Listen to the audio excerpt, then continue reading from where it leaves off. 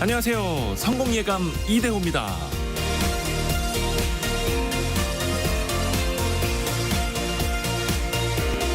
저는 질문하는 게 직업인 사람입니다. 어릴 적부터 물어보는 걸 좋아했고 초등학교 때는 선생님한테 질문을 너무 많이 해서 교실에서 쫓겨난 적도 있습니다. 내가 궁금한 걸 마음껏 물어보고 사람들에게 알려주고 싶은 걸 대신 물어봐주고 각 분야 최고의 전문가들을 만나서 지식과 경험, 지혜를 얻을 수 있다는 게 참 행복합니다. 그런데 때로는 질문이 두려울 때도 있습니다. 내가 이런 것도 몰랐다는 사실을 들키지 않을까? 너무 수준 낮은 바보 같은 질문이 아닐까 하고 말이죠. 하지만 이 말을 듣고 용기를 내게 됐습니다. 질문을 하는 사람은 잠시 바보가 되고 질문을 하지 않는 사람은 평생 바보가 된다는 공자의 말씀입니다. 이제는 아는 것을 모르는 척 물어볼 때도 있습니다. 관련 내용을 처음 접하는 청취자, 구독자분들을 위해서입니다. 그런데 가끔 악플도 달리죠. 진행자가 그것도 몰랐느냐라고 말이죠. 아인슈타인은 중요한 건 질문을 멈추지 않는 것이라고 했습니다. 질문을 멈추는 그때부터 나의 성장도 발전도 멈춰버리는 셈이죠. 호기심 많은 눈빛으로 세상에 대해서 모든 질문을 던지는 건 5살 어린아이만 할 수 있는 특권이 아닙니다. 성공예감 이대호입니다. 시작합니다.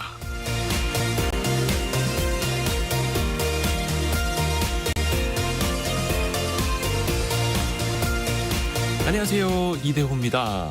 자, 오늘은 5월 3일 금요일. 자, 오늘만 지나면 이제 어린이날 연휴가 시작이 되죠. 대체 공휴일도 있고요. 끝없이 성장하는 어른이 여러분을 또 저희는 많이 응원하겠습니다. 오늘 금요일 원탁의 기자들 함께하는 날인데요. 5월 어린이날 연휴, 여행 대목을 앞두고 제주도 같은 이쪽 여행 가시는 분들 참 많으실 텐데요. 제주도 일부 식당에서 비계 삼겹살 논란이 지금 커지고 있습니다. 가뜩이나 제주도 같은 경우에는 내국인 수요가 좀 줄고 있어서 걱정인데 이미지까지 안 좋아지고 있어서 좀 어떻게 해야 할지 같이 한번 논의해 보실까요? 그리고 올해 초부터 국내 증시를 뜨겁게 달궜던 이슈죠. 기업 밸류업 프로그램. 코리아 디스카운트 현상을 조금이라도 해소해 보겠다라는 정부의 방침. 이번에는 그 가이드라인이 공개가 됐습니다. 기업 자율성에 초점을 맞췄는데요. 과연 코리아 디스카운트, 이 증시 저평가를 탈피할 수 있을까요? 여러분의 생각도 많이 좀 보내주십시오. 자, 그리고 여러분의 문자와 글을 받아볼 시간, 경제상식 퀴즈가 나갑니다. 이지현 님이 얼른 문제 주세요라고 먼저 못 참고 글을 올리셨어요. 맞추시 한번 봐야지. 자, 초등학교 노동조합이 지난달 16일부터 열흘간 전국 초등학생 7,010명을 대상으로 설문조사를 했습니다. 어린이가 생각하는 행복의 조건은 무엇일까? 3위가 건강한 몸이었고요. 2위는 꿈이나 삶의 목표를 이루었으면 좋겠다. 그리고 1위는 행복한 이것, 화목한 이것을 가장 원했다고 합니다. 2명 이상의 혈연, 입양 등으로 한 집에 살고 있는 사람을 뭐라고 할까요? 식구, 가정과 비슷하기도 한데 영어로 직역을 하자면 패밀리죠. 패밀리. 가정, 식구 아니고 이 구성원. 저희는 참고로 이게 5명이고요. 여러분이 생각하시는 이 2글자를 보내주시면 됩니다. 짧은 문자 50원, 긴 문자 100원이 되는 샵 9730 그리고 KBS 콩이 열려 있고요. 추첨을 통해서 다양한 선물도 보내드립니다. 유튜브를 통해서도 언제든지 함께 하실 수 있습니다. 성공예감 이대호입니다. 자주 검색하시면 성공이 가까워집니다.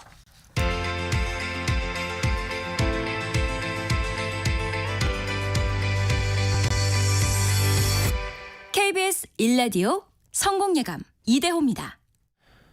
7153님이 질문하는 하루, 발전하는 하루를 보낼게요 라고 하시면서 또 정답도 보내주셨습니다. 고맙습니다.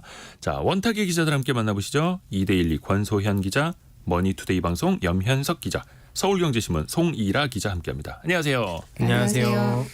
어제 그 정부가 기업 밸류업 프로그램 2번째 세미나를 열었더라고요.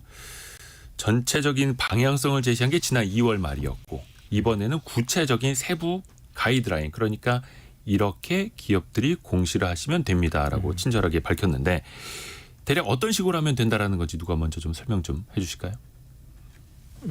서로 눈치 보고 있죠. 지금.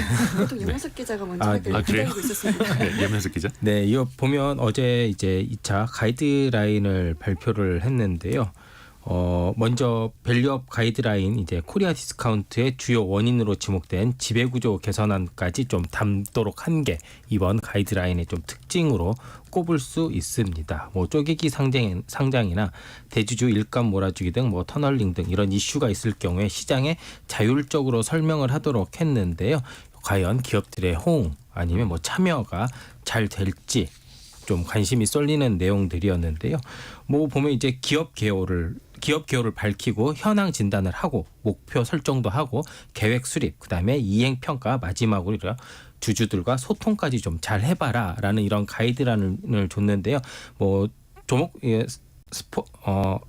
품목별로 하나씩 이제 말씀을 드리면 기업 개요 같은 경우에는 업종, 연역, 제품 서비스, 제품 실적 등 재무 실적 등 기본 정보를 제공을 해줘야 됩니다. 네. 그렇게 나서 이제 현황 진단을 하는데요. 사업과 재무 지표, 그다음에 비재무 지표까지 이렇게 다 공시를 해야 합니다. 사업 현황, 재무 지표는요, 우리가 흔히 말하는 공시를 통해서도 잘 나와 있고 새롭게 추가된 게 이제 비재무 지표라는 게였는데요. 우리가 흔히 말하는 이제 ESG 공시라고 하잖아요. 그거와 유사한 형태로 되어 있는데요. 주주, 이사회, 감사기구 측면에서 지배구조 현황에 조금 더 방점을 뒀다고 보시면 됩니다. 그 다음에 이제 기업들이 어떤 목표를 가지고 있는지 이런 목표를 설정을 해야 되는데요. 중장기 목표, 그 다음에 계량화된 수치 등으로 명확하게 제시를 해달라고 했습니다. 그 다음에 이제 이 목표를 달성하기 위한 계획 수립, 그 다음에 어떻게 이행할 것인가 이거에 대해서도 계략적으로 공시를 해라라고 얘기를 했고요. 마지막으로 이게 좀 눈여겨볼 만한 것 같긴 한데요. 네. 주주와의 소통을 굉장히 강조를 했었습니다. 이게 어제 발표한 기업가치 제고 계획의 뭐 일반적인 대략적인 내용이었습니다. 네, 송일아 기자. 네, 감사합니다. 아니 갑자기 이제 들어오려고 네, 해가지고. 다른 것보다 그 지배구조 이슈를 좀 건드렸다는 게 인상적이었거든요. 그러니까 뭐 다양한 뭐 재무 지표는 뭐 당연한 거고 비재무 지표까지 이렇게 좀 공시를 했으면 좋겠다라고 제안을 했던 게 이게 아무래도 그 우리나라가 모 자회사 중복 상장 이제 쪼개기 너무 상장 심하죠. 문제가 심하잖아요. 이게 실제로도 이제 국내 주식 상장 수가 굉장히 많은 편이더라고요. 그러니까 미국 증시가 우리 증시 대비 시가총액은 25배가 더 큰데 상장사의 숫자는 2배 정도 더 크. 우리나라가. 아니 미국이. 미국이. 시가총액은 25배나 더 큰데 상장자 수 발음이 안 되네요. 상장사는 2배. 상장 회사는 시가총액은 25배. 그렇죠. 그렇게 우리나라가 상대적으로 상장사 수가 많은데 그래서 뭐 예전에 2022년도에 뭐 LG화학이 이제 알짜 배터리 사업부를 이제 물적 분할해서 LG 에너지 솔루션을 상장을 했을 때 또 이제 모 회사 주가가 급락을 했었잖아요. 또 뭐 카카오가 카카오뱅크나 카카오페이 같은 이제 회사들을 줄줄이 상장을 한 사례 등이 이제 지배구조 문제로 이제 한국 증시가 대표적으로 저평가받은 사례로 꼽히고 있는데 이거를 앞으로는 어떻게 이제 왜 이제 쪼개기 상장을 할 수밖에 없는지 물적 분할했으면 왜 했는지 이런 거에 대해서 조금 더 상세하게 설명을 하라고 정부가 먼저 이제 제안을 하고 해설서에도 담은 게 아무래도 기업들한테는 좀 압박이 되지 않을까 하는 생각이 들었어요.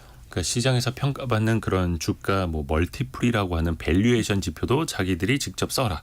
그리고 주주 환원율도 과거 것뿐만 아니라 목표하는 것까지도 써라라는 건데 중요한 건 이게 의무가 아니지 않습니까? 그게 가장 큰 맞아요, 문제인 것 같아요. 사실 어저께 이제 공개가 되고 나서 그동안 밸류업 수혜주라고 꼽혔던 것들이 다 하락했거든요. 어제 특히 밸류업으로 올랐던 네. 주식들이 많이 떨어졌었어요. 은행, 어제. 보험, 증권 다 하락했는데 이게 이제 시장에서는 어쨌든 일본에서는 어제 이제 자본시장국장이 그러니까 금융위 자본시장국장의 설명도 그랬었어요.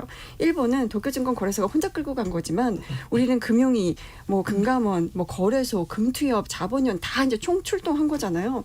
어제 뭐 코스닥 업체들 대표 그리고 이제 상장사, 그러니까 유가증권시장 상장사 대표 뭐 이런 사람들 다 나와서 세미나를 했는데 그래서 이제 시장에서는 조금 강력한 뭔가 약간 의무를 부여한 이런 대책이 나오지 않을까 했었는데 어제 멘트 자체가 약간 그랬던 것 같아요. 그러니까 밸류업 공시도 단계적으로 의무화할 계획이 없다라고 어제 분명히 했고 부담이 되는 공시는 가급적 지양하겠다라고 했거든요. 그러니까 이게 사실 어찌 보면 이제 팔 뱉는 게 아니라 기업들한테 이제 자율성에 맡긴 거는 약간 뭐 이제 시장 시장경제주의에서 그러니까 긍정적으로 볼 만한데 이게 사실 일본도 작년 3월부터 자율적으로 공시하도록 유도를 했는데 밸류업 공시를 한 상장사가 작년 말 기준으로 보면 한 26%에 불과했거든요. 그러니까 이게 기업 자율에 맡기면 이게 제대로 될 것인가라는 거에 대한 좀 의문이 좀 있었고 결국은 초기에 기업들을 좀 변화시키려면 파격적인 인센티브를 주거나 아니면 아주 엄격한 페널티가 있어야 되거든요. 그러니까 이게 자리 잡기까지는 저는 그게 좀 필요하다고 보는데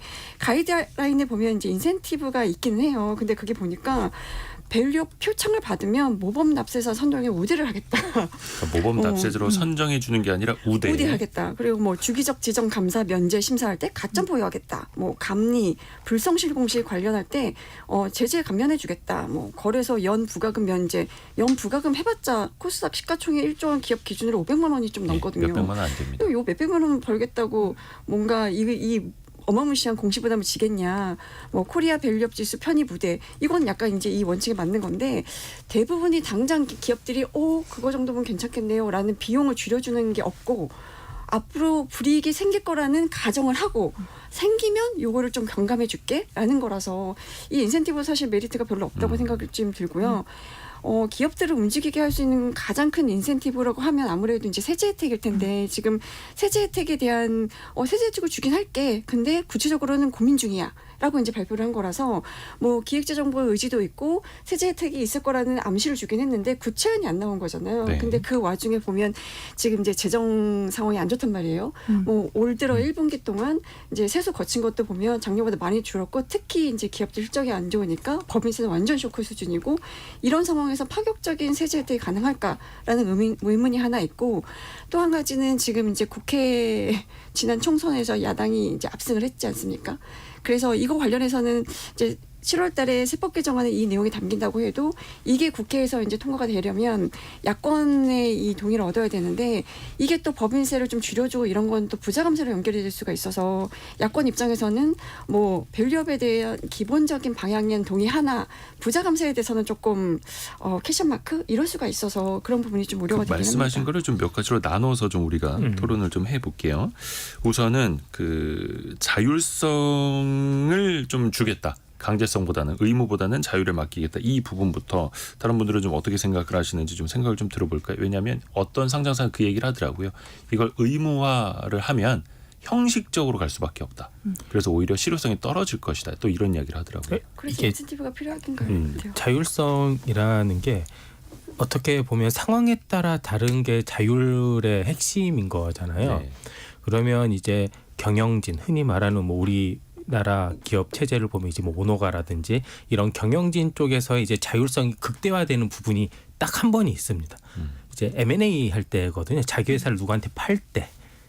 이때 이제 자기들의 기업 가치를 이제 최대한으로 하기 위한 거거든요. 그래서 어제 보니까 이런 말들이 좀 있더라고요. 이제 M&A 할 때 그 기업 가치의 주가, 회사가 생각하는 그리고 이제 일반 거래소에서 거래되는 주가가 있는데 그 두 개의 주가 차이가 굉장히 많이 나는 회사들이 거의 대부분이라는 거죠, 우리나라는. 그렇죠. 그러면 이 두 가지 사실 밸류업의 핵심은 이 두 가치를 최대한 줄여주는 거거든요. 맞습니다. 이게 조금 그러니까 오너들이 생각하는 그 경영권 프리미엄의 가치를 조금 줄여서 환원을 시키든지 아니면 여기에 가치를 높여주든지 이 둘 중에 하나가 되어야 되는데 이게 서로 다 내 거를 내놔라고 하는 자율성밖에 없는 거잖아요.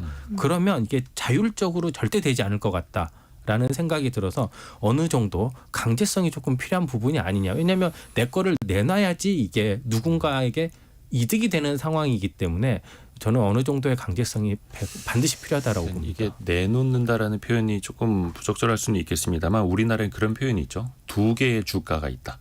일반 주주들을 위한 시장 가격, 대주주를 위한 M&A 가격. 맞아요. 그게 대표적으로 순자산 가치가 뭐 주당 10,000원인 주가가 있는데 시장에서 한 5,000원에 거래가 되고 일반 주주들은 그 10,000원짜리를 5,000원에 거래를 해야 되고 대주주는 나중에 M&A를 할 때 경영권 프리미엄을 얹어서 거의 한 2만 원에도 팔 수 있고 그래서 5,000원과 2만 원 사이 엄청난 주가 괴리가 있는 이거를 좀 이제 갭을 줄여야 될 텐데.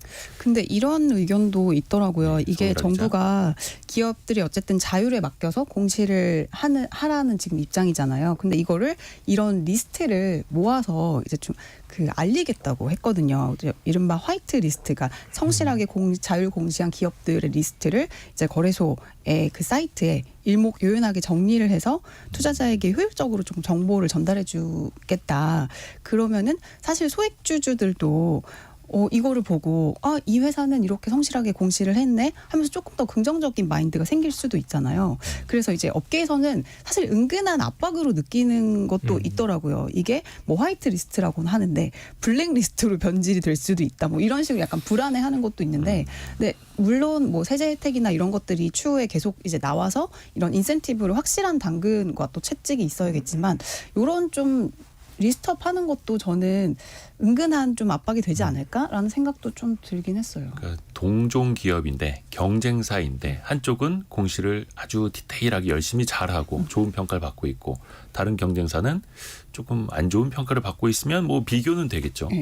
그게 피어 프레셔라고 하는 거잖아요. 어제 이제 그 세미나에서 그 얘기가 나왔는데 일본이 약간 그런 면에서 좀 성공한 케이스가 뭐냐면 일본인들이 워낙 체면을 중시하는 사람들이잖아요. 명분과 그리고 체면. 이제 누가 하나 모범 사례가 만들어지면 다 약간 모범생처럼 쫓아가는 그런 분위기이기 때문에 약간 이게 자율적으로 이제 시작했고 아직 26%밖에는 안 되지만 이게 시작한 지 지금 한 1년 조금 넘은 거잖아요.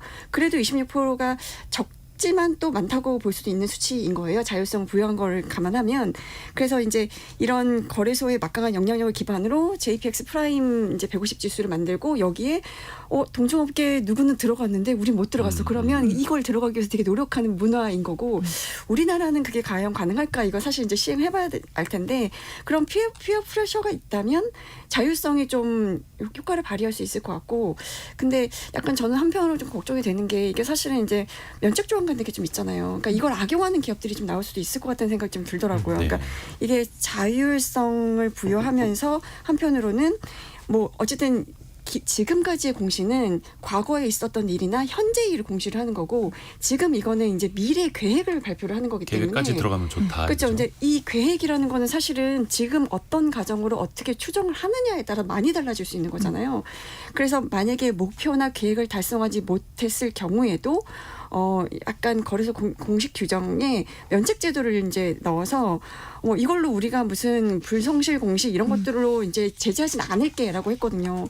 그렇다면 약간 이제 워낙에 우리나라는 밸류업 뜨고 이럴 때 테마주가 형성이 되고 거기에 편승해서 주가가 오르는 기업들이 있었기 때문에 이 테마주에 편승하기 위해서 목표치를 좀 높게 제시하고 그래서 주가가 오르면 이제 우리는 사실 가정이 좀 틀리긴 했는데 국내 영업 환경이 우리가 이제 가정했던 거랑 좀 다르게 갔어 미안해 이러고 말게 되면 그 피해는 고스란히 이제 소액주주들한테 가게 되는 거잖아요. 근데 우리가 사실 이제 파도 같은 경우를 겪었기 때문에 이게 좀 더 걱정이 되는 건데 상장하기 전에 뭐 주간 증권사하고 이렇게 높게 이제 매출이나 뭐 실적 추정치를 제시를 했는데 실제 상장하고 나서 그 추정치를 많이 못 맞추는 경우가 생기고 그래서 이제 뻥튀기 상장이라는 말이 나왔었는데 이런 게 이런 밸류업에서도 좀 재현되지 않을까 하는 우려들이 있는 게 사실이긴 합니다. 그 ESG 경영하라고 하니까 그린 워싱이라고. 그렇죠. 거의 무늬만 환경을 챙기는 것처럼 그렇게 하는 기업들 지적하는 용어가 그린 워싱이라는 게 있는데 밸류업도 약간 그런 워싱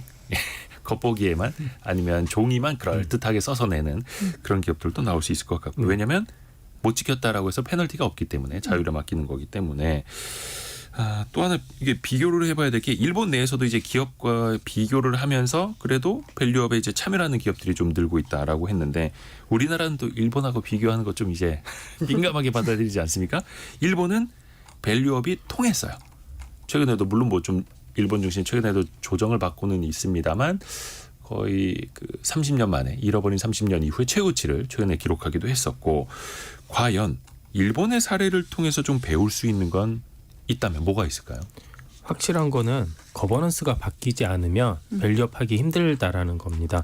왜냐하면 일본 같은 경우에는 뭐 오너가라고 해봐야 본격적으로 뭐 직접적으로 경영권에 참여는 잘 하지는 않거든요. 그리고 참여를 하더라도 밑에 사원에서부터 차근차근 올라가는 이런 수순을 밟는 거기 때문에 우리나라와는 거버넌스가 조금 다르다라고 생각을 합니다. 사실상 일본은 이제 재벌이 해체됐다 이렇게 표현을 하죠. 그래서 그런 걸 본다면 대부분의 CEO들이 이제 전문 경영인이고 이제 밑에서부터 그 회사를 다 겪어왔던 사람들이 하는 거잖아요. 그런 측면에서 보면 본인이 CEO로 있었을 때 기업이 영속성을 가지기 위해서 주가를 계속 부양을 해야 되는 책임감이 우리나라 CEO보다 훨씬 더 클 것으로 생각이 됩니다. 우리나라 CEO 같은 경우는 물론 기업들을 위하고 기업의 주가, 주주들을 위하는 것도 있지만 상대적으로 오너가를 위하는 것도 굉장히 오너가를 위한 이런 경영적 판단을 할 때도 굉장히 많거든요. 지금만 보더라도 이제 모 기업 같은 경우에 분할을 한다거나 굳이 잘 돌아가고 있는 상장사들 또 분할을 해서 또 쪼개고 이런 것들이 어떻게 보면 그 상속의 일환이라든지 뭐 이런 것들 때문에 이루어지는 경우가 많은데 그렇기 때문에 그 지배 구조를 일단 바꿔야 된다. 거버넌스 개선이 가장 먼저 필요한데 일본과 비교라도 하려면 거버넌스 개선이라는 전제 조건이 있어야 되고 그렇게 되면 상법이 반드시 개정이 돼야 된다. 특히 이사회 그 규정에 그 이사회 규정에 일반 주주들을 위한 이거에 반드시 문구가 들어가야 된다라고 생각을 합니다. 그러니까 이사회가 최대 주주뿐만이 아니라 모든 주주를 대리해서 성실하게 일을 하여야 된다 이런 식으로요.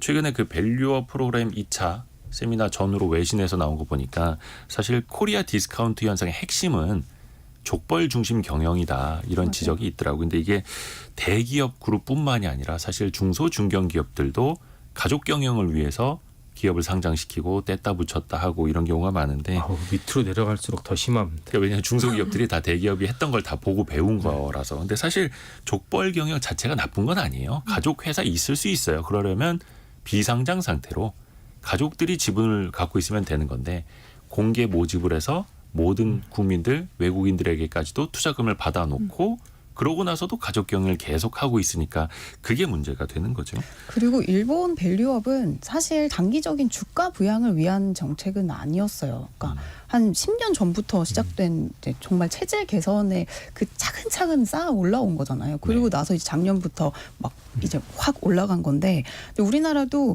단기적으로 뭔가 확 보여줘야겠다 이런 좀 마인드를 좀 바꿔야 될 것 같아요. 특히 이게 지금 그 여소야대 국면이기 때문에 세제 인하가 참 쉽지 않단 말이에요. 그 국회 문턱을 넘기가 쉽지 않은데 이 자본시장 밸류업이라는 이 과제 자체가 뭐 그 당을 상관없이 당에 초월해서 좀 이뤄내야 하는 좀 그런 아젠다다라는 거를 조금 다들 이제 공감했으면 좋겠고 그리고 일본은 또 기관 투자자들 특히 이제 일본 최대 규모인 그 세계 최대 규모인 일본 공적 연금 펀드가 이제 국채 중심의 채권 투자 비중을 줄이고 주식 비중을 늘리면서 이거를 좀 사이드로 지원한 것도 있잖아요. 네. 그래서 우리나라도 좀 그런 기관 투자자들 또 나와줘야 되겠고. 그렇죠. 다방면으로 노력을 해야 될 것 같아요. 국민연금 같은 경우에도 국민연금의 수익률을 높이는 게 아주 중요한데 우리나라는 반대로 국내 주식 비중을 줄이고 있잖아요. 근데 그게 이제 위험성이 있고 나중에 이제 고령화되면 그걸 팔아서 노령연금을 내줘야 이런 문제도 있습니다만 상대적으로 국내 주식을 많이 갖고 있고 밸류업을 시키고 배당을 많이 받고 그걸로 국민연금의 재원을 확충 이런 방법도 있기는 있는데 상대적으로 국내 주식은 이거 되겠어? 이런 인식들도 있는 거고 지금 되게 씁쓸한 게 강인규 님이 지적해 주신 것처럼 아직도 미국 주식 안 하고 국내 주식하는 사람이 바보 아닌가요? 이런 인식들이 뭐 강인규 님뿐만이 아니라 젊은 세대들 굉장히 많이 퍼지고 있습니다. 이거는 위험한 신호거든요. 그럼 대한민국의 산업과 기업의 투자금은 과연 누가 넣어줄 것인가? 이게 굉장히 씁쓸합니다. 그래서 이거는 여야 공히 머리를 맞대고 추진을 해야 할 텐데 이게 국회 문턱을 넘어야 되는 것들이 또 있습니다. 앞에서 잠깐 오늘 띄워주셨습니다만 법인세 같은 이제 세제 혜택, 인센티브 같은 게 또 필요하기는 할 텐데 요거는 또 진영에 따라서 생각이 또 달라질 수 있어요. 어떻게들 보십니까? 아까 말씀드렸던 것처럼 이제 야당에서는 부자금세 논리로 풀어가면 이거 쉽지 않나 보여요. 그리고 근데 또 한편으로는 법인세 말고 이제 이사회 아까 이제 상법 개정안 같은 경우도 사실 이전 국회 21대 국회에서도 이 상법 개정안이 두 건이 이제 발의가 됐었고 그게 다 이제 민주당 의원들이 발의를 했던 거거든요.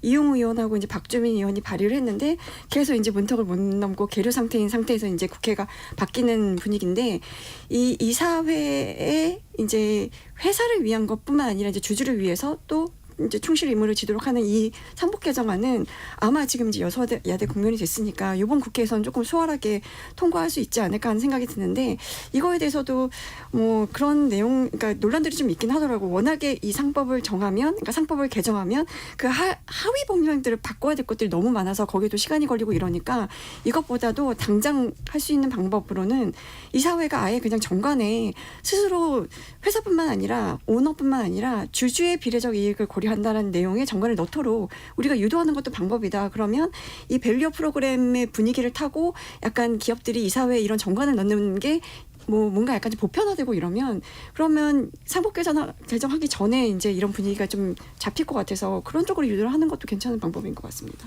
일단 뭐 상법 개정안은 야당에서 발의를 했고 그리고 예전 뭐 법무부 장관이라든지 대통령까지도 상법 개정안에 이제 찬성을 했기 때문에 상법 개정안은 좀 통과될 가능성이 높아 보이는데 일단 뭐 배당소득 분리과세 예를 들어서 배당금을 늘렸을 때 그 기업에게 법인세 좀 인하 혜택을 준다라든지 아니면 배당소득을 받는 분들이 종합과세 높은 세율을 적용받지 않고 좀 분리과세 예전에 9.9%로 했듯이 이런 혜택을 좀 받을 수 있게끔 하는 거는 또 역시 여야가 이거는 합의를 해야 하는데 이건 여야 사이에 좀 생각이 좀 이견이 좀 커 보이기도 하고요. 근데 이게 또 당장 또 실시하기도 좀 부담스러운 상태인 것 같습니다. 사실 이게 좀 깎아주려면 거치는 게 좀 있어야 좀 깎아주기 좀 편한데 지금 거치는 것 자체가 너무 이제 많이 좀 줄고 있어서 세수가 부족하다 보니 예, 이게 녹록지 않아 보이는데요. 이제 기재부가 3월 국세 수입 현황을 발표를 했었는데요.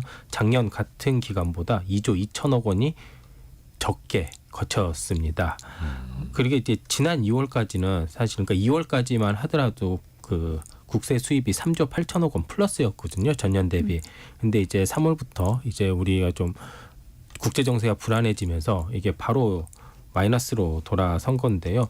특히 이제 법인세 같은 경우가 이제 3월 실적에 반영이 되면서 이제 뭐 삼성전자라든지 이렇게 대규모로 들어왔던 법인세들이 안 들어오면서 이제 엄청 많이 깎인 거거든요. 법인세 하나만 보면 작년 같은 달보다 5조 6천억 원이나 급감한 상태입니다. 이런 상황이 조금 이제 개선이 되고 사실 기업들이 더 이런 납세의 의무에서 조금 우호적인 환경이 조성이 되면 그때 정도에는 이제 지금 같은 국면에서라도 이제 논의를 해볼 수 있을 것 같은데요. 상황 자체가 이런 상황에서 법인세를 뭐 깎아준다 이런 거는 또 여대 야소여도 쉽지 않을 것 같습니다. 서승범님이 국내 주식하는 사람은 바보라는 말에 동의합니다. 저는 바보네요라고. 와, 너무 씁쓸합니다. 왜냐면 예. 국내 주식하면 바보라는 가장 결정적인 사건을 하나 말씀드릴게요. 네네네. 애플이 어제 장 종료 이후에 자사주를 무려 1,100억 달러 1,100억 달러 매입을 합니다. 근데 이게 자동 소각이 돼요. 130조 원입니다. 130조 원 규모의 자사주 매각 후 소각 계획을 바로 발표한 거예요. 매입 후 소각. 매입 후 소각. 물론 이제 애플의 시가총액은 한 3조 달러 넘죠. 네. 우리나라 코스피 코스닥 다 합쳐도 애플 하나 덩치가 안 되는데 실적이 사실은 애플이 아이폰이 덜 팔려서 실적이 안 좋아요. 네, 맞습니다. 근데 실적만 놓고 보면 급락해야 할 주가인데 우리가 실적이 안 좋으니까 대신에 주주분들을 위해서 주식을 사서 없애버리겠습니다. 그것도 어마어마하게. 그러니까 주가는 폭등을 하는 거고 6% 올랐습니다. 물론 이제 그 자체에 대해서도 너무 이제 비판의 목소리도 있기는 있어요. 네. 그게 이제 너무 껍데기만 아니냐. 근데 실질적인 모든 주주들에게 혜택이 또 돌아가다 보니까 주주들은 또 환호할 수밖에 없는 거죠. 그래도 오늘 코스피 코스닥 올라요. 오르고 있나요? 네, 제가 오르고 확인 있어요. 못했습니다. 0.3%. 가장 억울한 건 그런 거죠. 0.3% 운동장이 기울어졌다는 오릅니다. 느낌. 그러니까 네. 기업들 최저주주와 나의 소액주주인 나랑 비교해 봤을 때 이 운동장이 너무 명확하게 기울어져 있다는 거에 약간 배신감 같은 걸 많이 느끼는 것 같아요. 네, 참고로 애플은 아까 시간외에서 거의 한 10% 가까이 폭등을 하고 코스피는 0.3% 오르고 있습니다. 자, 씁쓸한 마음을 한켠에 두고 두 번째 이슈로 넘어갈게요. 그 전에 경제상식 퀴즈 한 번 더 내드리겠습니다. 오늘의 정답은 두 글자입니다. 두 글자. 우리가 뭐 매일같이 얼굴을 마주하는 사람들일 수도 있겠고요. 초등교사 노동조합이 조사를 해보니까요. 설문조사를 했는데 행복의 조건으로 화목한 이것을 꼽는 어린이들이 가장 많았다고 합니다. 그런데 실제로 이 구성원 사이에 대화를 하는 시간이 하루에 한두 시간이나 1시간 미만에 그쳤다고 하는 건데요. 이번에 어린이들이 받고 싶은 선물 1위는 현금이나 상품권이었고 3위는 반려동물이었는데 2위가 이들과 함께 보내는 시간이었다고 합니다. 어른들이 조금 반성도 해야 될 텐데요. 여러분이 생각하시는 그 두 글자, 우리 사랑하는 또 함께 사는 사람들 두 글자, 계속해서 여러분의 의견과 정답 받아볼게요. 짧은 문자 50원, 긴 문자 100원이 드는 샵 9730이나 KBS 콩이 열려 있습니다.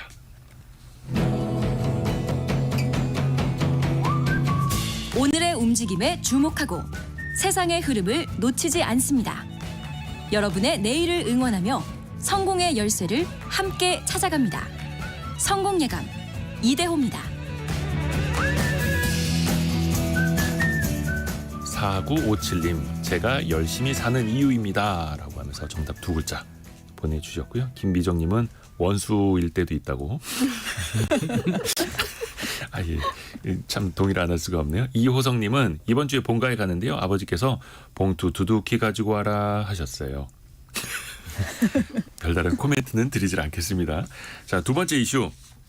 제주도 여행 가시는 분들은 연휴 때 많이 계실 텐데 최근에 한 일부입니다. 아주 극히 일부인데 제주 한 삼겹살을 파는 식당과 관련해서 논란이 벌어진 게 있습니다. 네. 삼겹살이 어땠길래 그런 거예요? 무슨 관련 기사가 한 120개 가까이 사흘 동안 쏟아졌다고요? 깜짝 놀랐어요. 이게 지난달 29일부터 이제 시작된 논란인데 유명 자동차 커뮤니티에 글 하나가 올라왔어요. 열받아서 잠이 안 와요. 제주도 가지 마세요. 이런 글이었는데 제주도의 한 유명한 고깃집에서 고기를 주문했는데 비계가 98% 이상이었다. 그래서 컴플레인을 했더니 이 정도면 고기가 많은 편이다. 그냥 드셔라. 라고 했대요. 그래서 결국에는 3점 먹고 14만 7천 원을 내고 나왔다. 근데 문제는 이 식당이 연예인들도 자주 가서 방송도 타고 이제 농식품부 제공 안심식당이라는 간판까지 달고 영업을 했던 식당이었어요.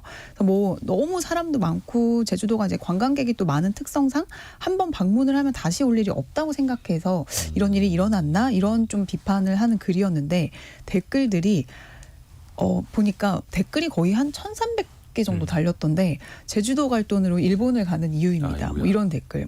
섬이 아무리 예뻐도 이런 거 한번 당하면 평생 가기 싫다. 저런 곳이 한두 곳이 아니다.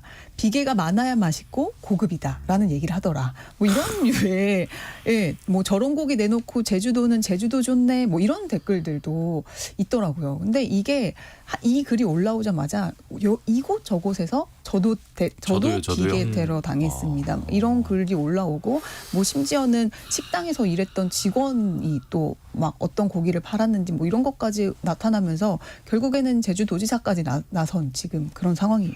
물론 일부 식당의 일일 그럼요. 거고 이걸 일반화할 수는 없는 거고 또 이제 사회 구조상 이런 논란이 한번 터지면 자기도 과거의 기억을 소환을 해서 또 같이 글을 쓰다 보니까 더 이게 확산되는 것처럼 보일 수는 있는데 이건 이제 정량적으로 우리가 분석할 수는 없다라는 것도 미리 하나 더 말씀을 드리겠고요.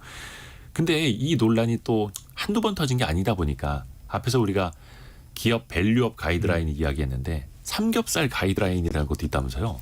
좀 이거보다 처음 알았어요. 저도 처음 알았어요. 이게 지난 이제 3월 3일이 이제 삼겹살 데이라고 하잖아요. 네. 그 직전에 이제 약간 논란이 있었었거든요. 그때도 이제 왜 그건 이제 여기 우리 육지에서 있었던 일인데 거기에서도 이와 비슷한 사건이 좀 있었습니다. 그때 당시에도 삼겹살을 이제 먹거나 선물을 보내는데 이제 누가 어디 지자체에서 선물을 보냈는데 대부분 이제 비계가 많은 거를 이제 하면서 이제 논란이 됐었는데 그러면서 이제 농식품부가 이제 가이드라인을 발표를 했죠. 이제 잠깐 말씀드리면 대형마트 등에서 판매되는 소포장 삼겹살은 1cm 이하, 오겹살은 1.5cm 이하로 지방을 제거할 것을 권장하고 있다. 이렇게 그러니까 삼겹살이 뭐 이 정도면 1cm, 뭐 1.5cm 이렇게 비계 양을 정해준 겁니다. 이 정도로 이제 포장을 하는 게 좋다. 그러면서 거기 하나 더 있었던 게 잘 안 보이게 포장 이렇게 쌓지 말고 잘 보이게 이렇게 세로로 좀 쌓아라. 이런 이렇게 포장 방법까지 이렇게 가이드라인이 딱 있는데요. 이것도 문제는 이제 자율성에 맡긴다라는 겁니다. 그렇죠. 이건 또 뭐 어떻게 규제를 하기가 좀 뭐 하기는 한데 오죽하면 비계의 두께까지 정부가 가이드라인을 정해줄 정도로 논란이 이게 한두 번이 아니었다라는 건데 물론 뭐 성실하게 고깃집 장사 잘 하시는 분들은 또 이것 때문에 또 피해 보실 수도 있는 거고요. 근데 이게 참 상징적인 사건이 되는 거예요. 특히 제주도는 흑돼지 같은 거, 흑돼지 삼겹살 이런 것도 참 맛있지 않습니까? 근데 제주에 대한 이미지가 손상되지 않을까 이게 또 걱정이 되는 거죠. 근데 워낙에 이게 사실 먹거리 바가지는 제주도만의 문제도 아니고 뭐 삼겹살만의 문제도 아니에요. 우리 뭐 지역 축제 이런데 가끔 기사 자주 나잖아요. 나오죠. 뭐 오뎅 한 꼬치에 뭐 하나에 5,000원 약간 이런 식으로 뭐 한철 정도 노리는 이들의 먹거리 바가지 요금 이런 논란들은 계속 이제 이어지고 있고 유명 관광지도 마찬가지예요. 뭐 제주도뿐만 아니라 우리 많이 가는 뭐 강원도의 여러 관광지 이런데 보면 뭐 생선 회 가격 혹시 거긴 대게 이런 철에 엄청 맞아요. 이제 뭐 바가지 논란이 일고 있긴 한데 특히 이제 유명세탄 곳들 SNS에서 유명한 곳들 가보면 그냥 이름값인 거죠. 실제로 우리가 받는 서비스라든가 이제 음식의 질은 많이 떨어지는데 이건 몇몇 이제 장사하시는 분들의 조금 잘못된 판단 때문에 아까 말씀하신 것처럼 이제 다른 자영업자들까지 이제 같이 피해를 입는 게 안타깝긴 한데 사실 비싼 음식점 많아요. 우리 1인당 코스요리 뭐 10만 원, 20만 원짜리 이렇게 먹고 이래도 그만큼 좋은 음식, 좋은 서비스를 받았으면 그냥 가심비가 높다. 이러면 이제 뭐 좋아 난 여기 다시 재방문의 의사 있어 뭐 이러고 오는데 비싼데 음식도 부실하고 거기다 대응까지 안 좋고 이러면 이제 화가 나는 거죠. 거기다 이제 나중에 사과하는 그러니까 후처리 문제, 대처 문제 이런 것도 대처가 좀 중요한데. 그러니까 이런 것도 이제 약간 배신감이랑 연결이 되는 거예요. 근데 제주도 같은 경우는 이런 게 진짜 정기적으로 터지는 것 같아요. 이제 제주도 안 가요. 뭐 이런 기사 나왔다가 또 다시 또 제주도가 뜨고 근데 제주도가 이제 약간 가라앉았다가 다시 뜰 때 보면 뭔가 테마가 하나 생겨요. 그러니까 제 기억에 예전에 제주도는 관광지 찍고 다니는 곳이었거든요. 가면 이제 주요 관광지를 차량으로 다니는 곳이었는데 네. 이게 올레길이라는 게 나오면서 완전 트렌드가 바뀌었잖아요. 가서 이제 자연을 체험하고 직접 걷고 뭐 오름 같은 데 오르고 이러면서 뭔가 좀 힐링하는 이런 걸 바뀌었다가 코로나19 터지고 나서는 이제 한 달 살기, 살기. 장기 체류가 이제 유행이 되고 지금은 약간 테마 여행들을 많이 하더라고요. 예를 들어 제주도의 도서관 여행. 제주도의 도서관 의외로 이쁜 데 굉장히 많습니다. 아이들 데려가기에 뭐 이쁘게 뭐 한옥으로 지어놓은 것도 있고 아니면 이제 도서관 그러니까 미술관 같은 것도 되게 많이 생겼고 내가 좋아하는 아니면 제주 항쟁 역사를 따라가는 여행 아니면 지질 여행 이런 식으로 이제 테마 여행도 많아지고 이랬었는데 이런 이제 뭔가 테마를 잡고 가는 여행은 이제 그래도 이제 만족도가 좀 높은데 그 부수적으로 이제 숙박비라든가 뭐 음식점 그리고 거기에 따른 서비스에 대한 불만족들이 좀 많은 것 같긴 해요. 근데 마침 또 요 시기에 엔화가 너무 떨어지면서 일본과 비교되는 일본에 여행 갔을 때 비용이 얼마인데 뭐 제주도가 더 비싸다 이런 얘기들을 하시잖아요. 근데 실제로 정말 제주도 여행이 더 비싼가 이렇게 따져보면 그렇지도 않은 게 그 컨슈머 인사이트가 지난해 분석한 걸 보니까 국민의 평균 해외여행 비용이 257만 5천 원. 그러니까 하루당 치면 한 30만 원 들거든요. 그게 이제 국가별로 보면 일본은 하루 평균 25만 원, 동남아는 20만 원대 초반인데 국내 여행만 놓고 보면 평균 11만 3천 원. 그게 제주도로 보면 13만 2천 원, 강원도가 9만 3천 원이니까 제주도가 싸요. 비행기표도 절대 가격으로 보면 제주도가 싸거든요. 뭐 거리 대비로는 좀 비싼 편이긴 하지만. 근데 기본적으로 이제 이 여행을 하고 나서의 경험이 긍정적이지가 않으니까 아, 제주도 갈 바에는 동남아 갈래. 뭐 제주도 갈 바에는 일본 갈래. 뭐 이러는데 우리 생각해 보면 일본도 뭐 초밥 테러 같은 것도 논란이 있었고 이러잖아요. 그러니까 개개인의 경험 차이인 것 같아요. 근데 저는 제주도가 어쨌든 간에 이런 논란을 겪고 다시 한번 조금 일어서려면 뭔가 이런 식으로 좀 컨텐츠가 필요하다고 생각합니다. 물론 이제 개개인의 경험이 일반화돼서는 안 되겠습니다만 그게 또 쌓이고 쌓여서 이미지가 돼버리고 공통의 또 생각이 돼버리면 더 위험한 거죠. 앞에서도 뭐 주식 투자 이야기를 했는데 국장 안 하고 다 미장으로 미국 투자로 넘어가고 여행은 제주도 안 가고 일본으로 가버리고 참 씁쓸합니다. 어떻게 좀 신뢰를 회복할 수 있는 방법은 없을까요? 이게 여행은 단 한 번의 추억인 거잖아요. 네. 그렇기 때문에 그 한 번을 되게 망가졌었을 때 입는 타격이나 기억하는 오래 가죠. 오래 갈 것 같은데 우리나라에는 이렇게 두 가지 정도는 굉장히 좀 잘 해야 될 것 같아요. 축구와 삼겹살이라고 생각을 하는데 이제 그 두 가지의 공통점을 보면 전문가들이 엄청 많아요. 정말. 이제 축구 같은 경우도 누구나 조금 볼 줄 알고 누구나 조금씩은 할 줄 알기 때문에 누구나 자기의 생각을 낼 수도 있고 삼겹살 같은 경우도 우리가 정말 많이 먹는 음식이잖아요. 그렇기 때문에 비교군이 너무 많기 때문에 한번 이렇게 나쁜 기억이 나오면 굉장히 비교 대상도 많고 여기는 어떤데 저기는 어떤데 왜 하필 여기만 이러냐라는 것도 너무 많기 때문에 이런 좀 민감하게 생각되는 부분에는 조금 더 신경을 조금 더 많이 써야 되지 않을까라는 생각입니다. 마지막으로 송일아 기자의 생각을 듣고 좀 정리해 볼까요? 근데 저는 제주도가 체질 개선을 하기는 결코 쉽지 않을 거다. 왜냐하면 지금 외국인 관광객도 엄청 들어가고 있거든요. 그렇기 때문에 이제 한국관광공사에 따르면 올해 1분기 이제 한국을 찾은 중국인이 101만 명이 넘었고 일본인도 거의 70만 명 가까이거든요. 이게 1년 전에 비하면 각각 7배, 2배씩 늘어난 거예요. 게다가 이들이 정말 그 크루즈를 타고 제주도로 엄청나게 입도를 하고 있기 때문에 지금 제주도는 외국인들로 넘쳐나는 상황이에요.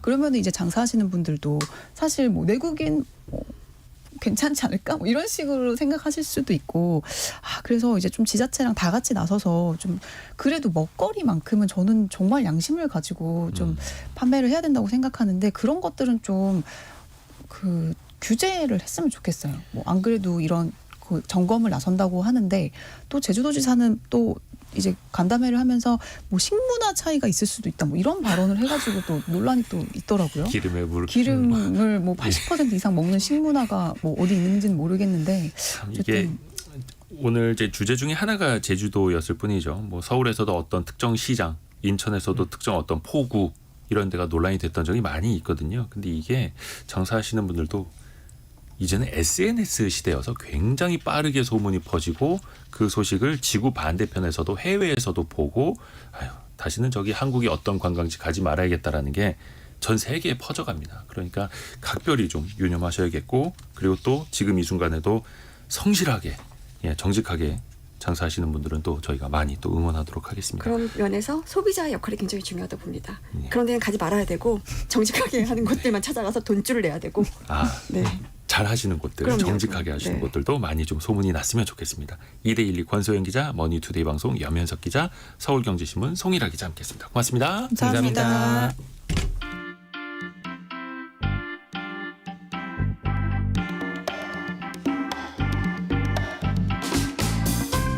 지금 여러분께서는 KBS 1라디오 성공예감 이대호입니다를 듣고 계십니다. 참여해주신 여러분께는 추첨을 통해 아름다운 식탁 창조 주비푸드에서 자연에서 갈아 만든 생와사비를, 쉽고 빠른 판촉물 제작 시너지 기프트에서 진동 클렌저 마사지기를, 그리고 성공예감에서 준비한 커피 쿠폰을 보내드립니다. 당첨자는 성공예감 이대호입니다 홈페이지에서 확인하세요.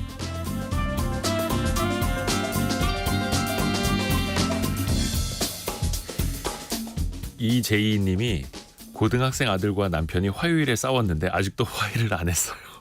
중간에서 노력해도 잘 안 돼요라고. 야 이거 어린이날 연휴 앞두고. 근데 또 학생이 이제 고등학생이니까 어떻게 잘 풀어보셔야 되는데 그냥 뭐 초콜릿 하나 툭 던지면서 먹어라 이렇게 한마디만 해도 가족 사이에는 참 이게 풀릴 텐데요.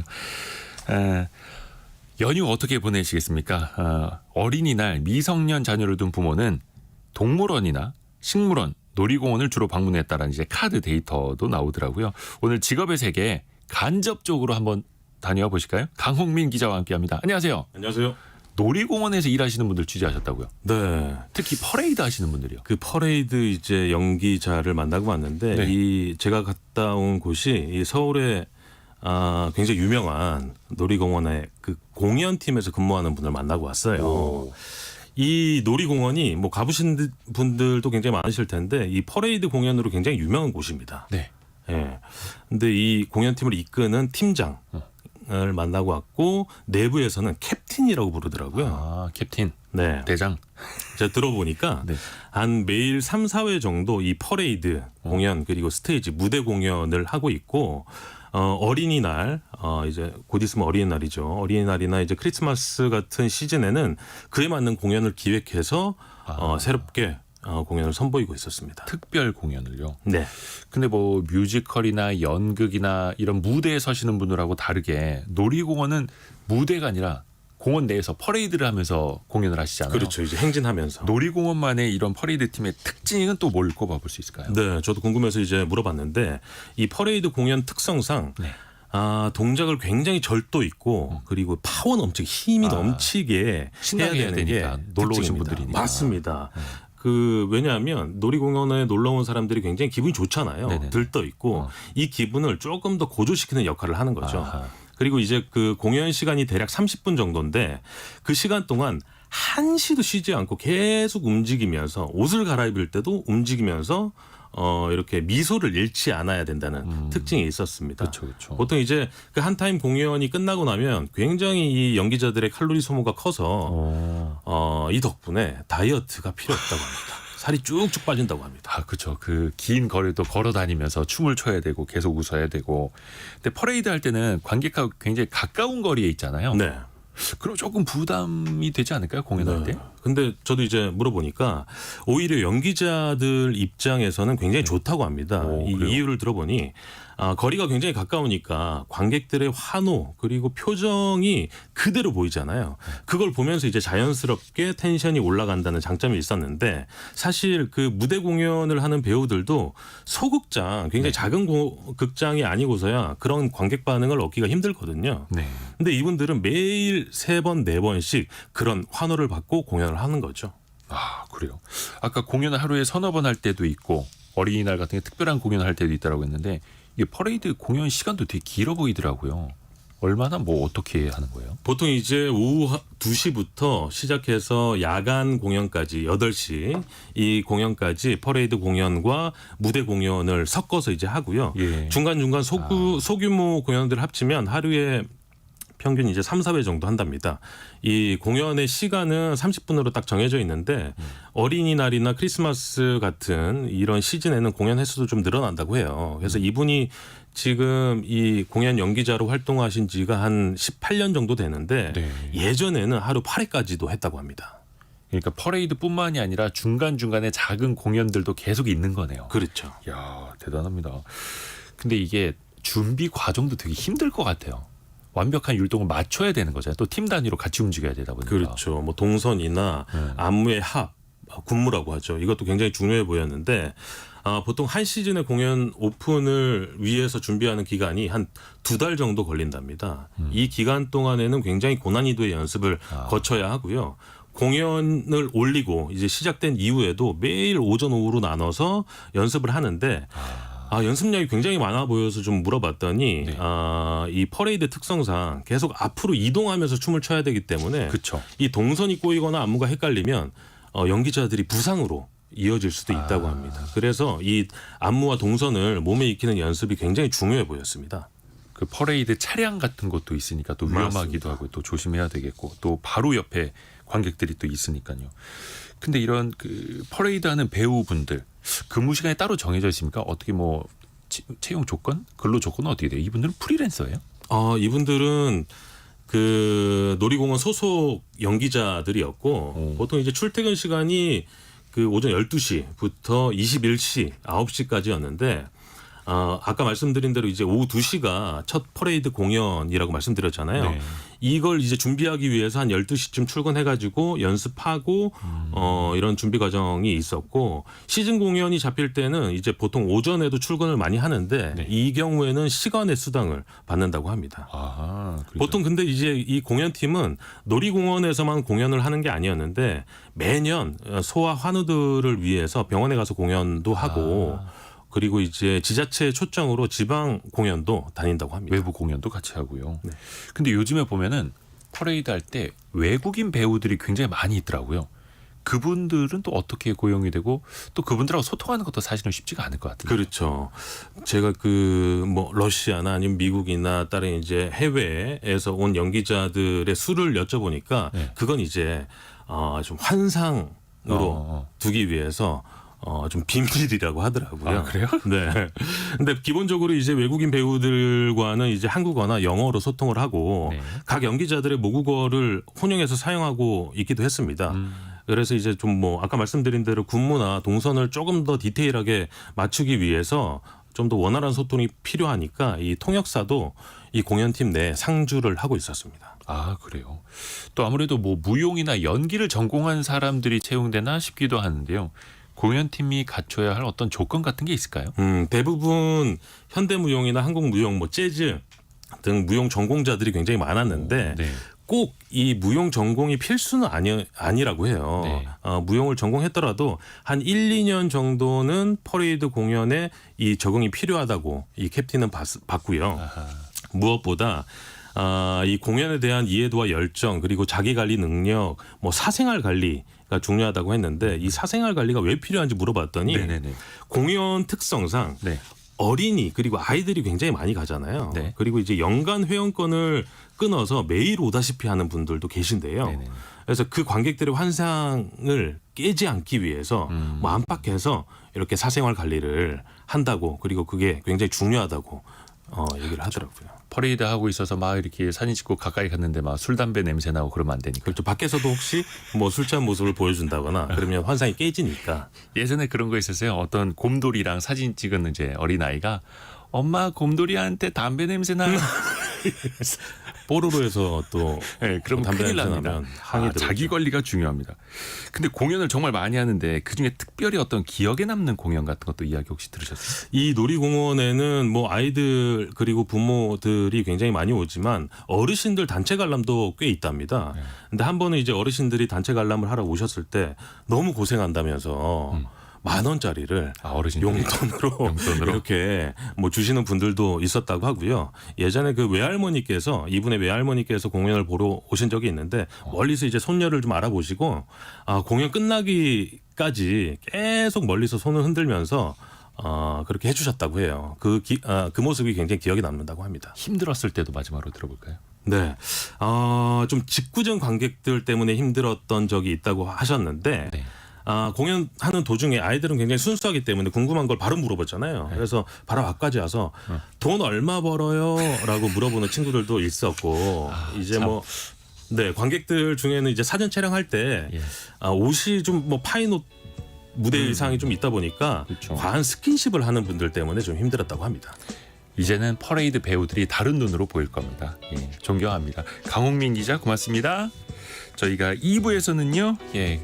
곽재식 작가와 돌아오겠습니다. 10시 5분에 뵙죠.